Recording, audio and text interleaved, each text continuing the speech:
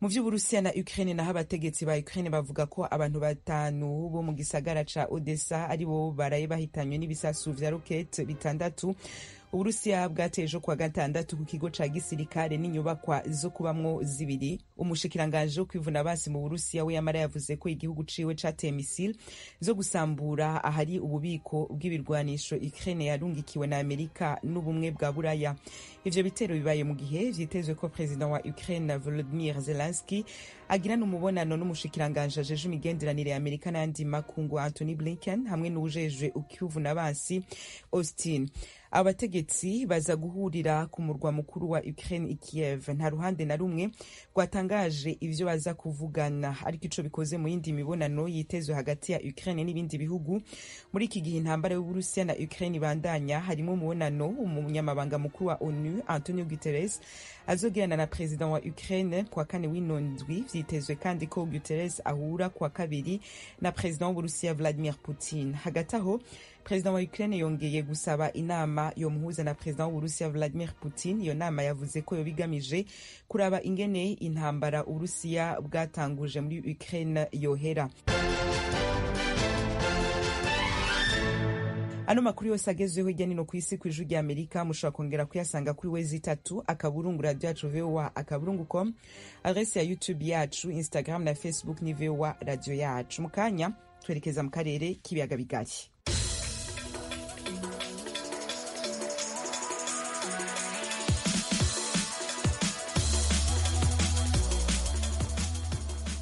Amakuru yacu y'akarere k'ibiyaga bigari tuyahere kuri no nkuru ivunaguye aho president w'u Rwanda Paul Kagame amaze kugera i Kampala muri Uganda, aho bitegekanijwe ko yitabira ibirori vy'isabukuru y'amavuko y'umuhungu wa president wa Uganda biza kuba uno musi ku mugoroba. Umuhungu wa president Museveni ariwe Lieutenant General Muhoozi Kainerugaba akwije imyaka 48. Ibiro vya president Paul Kagame bibicishije ku rubuga rwayo rwa Twitter nivyo vyatangaje ko president Paul Kagame yitabiriye ibirori vy'isabukuru ya Lieutenant General Muhoozi Kainerugaba. Ivy'ingenzi biza kuvugirwa muri iyo sabukuru na bikuru vyagiye biraranga u Rwanda na Uganda muri no misi. Imigenderanire iriko iranaguka hagati y'ivyo bihugu bibiri turabigaruka ko ku mbuga ngurukana bumenyi zacu. Muze rero kuja gutereza ijisho ryanyu kuri Facebook yacu ariyo VOA radio yacu. Nene bice ku masonga nkitangura mu gihe ibiciro vy'ibiribwa n'ibindi vy'ibanze bibandanya kuduga ku muvuduko uri hejuru mu gihugu c'u Rwanda. Abarimu bagwiriyemwo abigisha mu mashure atangura bahangayikishijwe no kudashobora kwishura ivyankenerwa bibafasha kubaho mu buzima bwabo bwa misi yose. Basaba leta kugira ico ikora kugira ngo ibafashe guhangana n'iduga ridasanzwe ry'ibiciro. Umenyesha makuru wacu Temistokle Mutijima yaganiriye na bamwe muri abo bigisha maze adutegurira ino nkuru. Iyi nzu ikodesha amafaranga 15,000, ariko mu mushahara mpembwa ukuyemo 15,000 ugakuramo. Mu gihe cy'akaruhuko ka saa sita, Bizimana Emmanuel, umwe mu barimu bo mu mashuri abanza mu karere ka Rusizi, ijwi rya Amerika tumusanze iwe mu rugo, aduhaye ikaze mu nzu y'icyumba kimwe na saro, adutereye agatebe imbere y'akameza kariho ibitabo bigaragara ko yifashisha mu gutegura amasomo, maze atwemerera ko tuganira. Ipantaro ugiye kuguramo ishati ntago byavamo cyane nkatwe dukodesha. Aya mafaranga rwose ubu ngubu kuyafata ukavuga ngo ugiye mu isoko ni ibintu nakubwira ngo byumve, mbese birakabije cyane. Niba turafata amasuka tukajya guhinga ntabwo mbizi, ariko icyo nkubwiye cyo aya mafaranga birenze urugero. Mu Rwanda kuri ubu umushahara w'ukwezi mwarimu wigisha mu mashuri abanza ugitangira akazi ahabwa nyuma yo gukuraho imisoro n'imisanzu itandukanye usaga agati 50,000 mu mafaranga y'u Rwanda. Bitewe n'uko amaze umwaka umwe muri aka kazi, ayo ni nayo Bizimana ahabwa. Muri iki gihe ibiciro bikomeza gutumbagira, ariko akavuga ko uyu mushahara utakibasha no kugura bike mu by'ibanze we n'umugore n'umwana umwe bakenera mu rugo. Yewe n'igikoma duha umwana akenshi nta n'isukari birimo, kuko urabona ahantu isukari igeze. Twayiguraga amafaranga 1,000, none ubu ngubu karitsiye ndimo uyibona kuri 2,500. Ubwo bivuze ngo twabaye tuyihagaritse, no kugenda nyine niba ari ibiyiko 2 uguze ugashyira mu cy'umwana wowe icyo uranywa nyine ukakinyweraho cyangwa ukanakihorera, kuko urebye aho ibintu bigeze birenze ukwemera.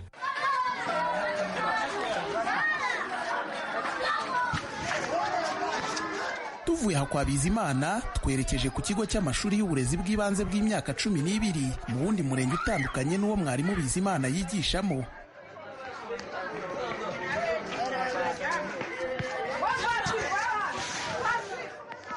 Aha ijwi rya Amerika ihasanze undi mwarimu wemeye kutuganiriza, ariko adusabye kudatangaza imyirondoro ye. Turabimwemerera, duhisemo kumuhimba Kabanda.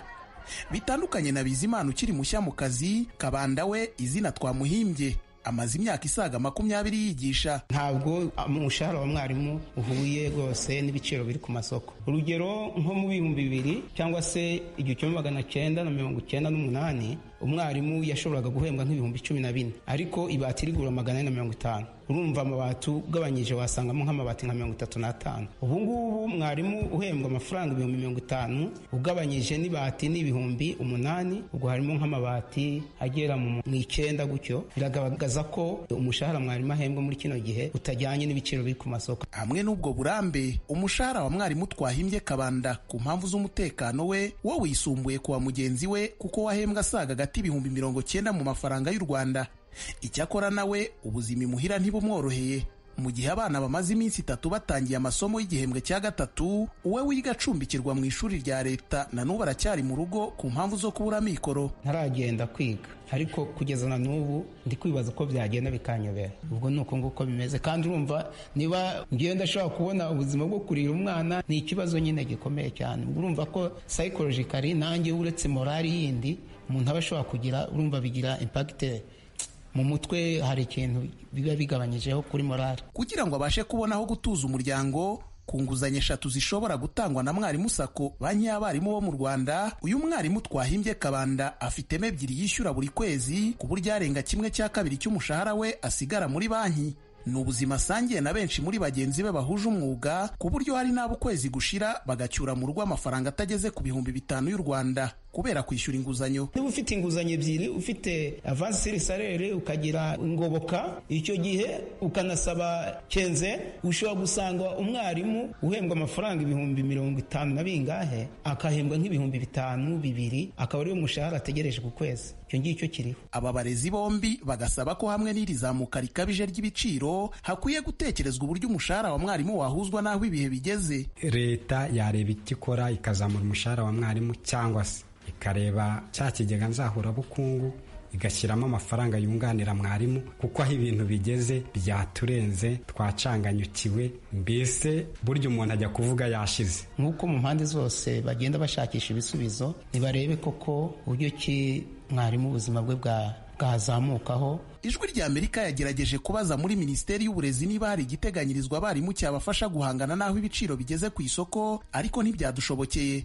Inshuro twahamagaye Madamu wa Maria Valentine utegeka iyi minisiteri ntiyitabaga, yewe n'ubutumwa bugufi twamwoherereje kuri telefone ye ngendanwa kugeza ubwo twatunganyaga iyi nkuru yari atarabusubiza. Mu Rwanda abarimu bari mu bagize umubare munini w'abakozi ba leta.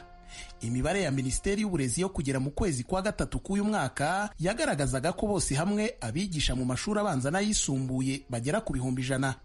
Inzego z'ubutegetsi mu Rwanda zivuga ko hari politiki yo kuzamura umushahara wa mwarimu gahoro gahoro no gushyiraho uburyo bwo kumwunganira nk'inguzanyo zamufasha gukora imishinga iciriritse yunganira uyu mushahara.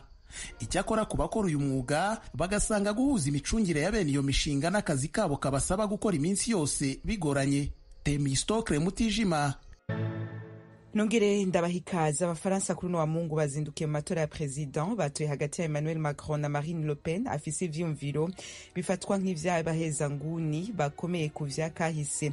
Ibiharuro vy'imfata kibanza vyerekana ko Macron ahabwa amahirwe menshi yo gutsindira manda ya kabiri y'imyaka 5. Emmanuel Macron w'imyaka 44 mu kwiyamamaza yavuze ko agatsinda iyi manda ya kabiri ari nayo ya nyuma kuri we, azoshira imbere imigambi yo gukingira ibidukikije. Emmanuel Macron na Le Pen ntibabona kimwe politike ikenewe ku Bufaransa ku bibazo bitandukanye birimo ivy'abimukira, ubutunzi, imigenderanire n'Uburusiya, gushigikira abageze mu zabukuru n'ibidukikije. Ku nshuro ya mbere y'amatora ivyumviro vya Macron ariko vyaratsinze ivya Le Pen. Marine Le Pen w'imyaka 53 ariko aragerageza kuba president w'Ubufaransa ku nshuro ya gatatu, ari nkamwe yotsinda yobabaye president wa mbere w'umugore atwaye Ubufaransa.